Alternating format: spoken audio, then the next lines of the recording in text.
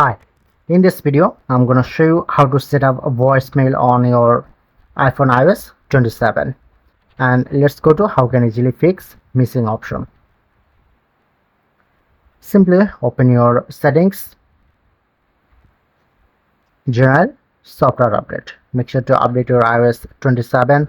I'm already updated my iOS 27. Okay,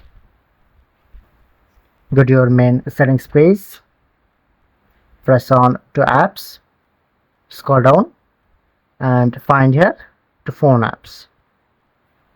Just open your phone apps, scroll down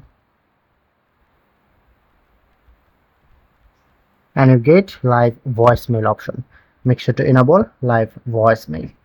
Okay, alright, open phone apps and get voicemail option. If you don't get voicemail in this section, go to recent three dot and make sure to classic option. When you select classic, they're showing you to voicemail. Press on to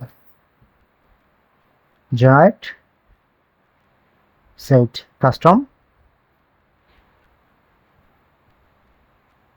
and just record, stop and right mark. Now set up voicemail.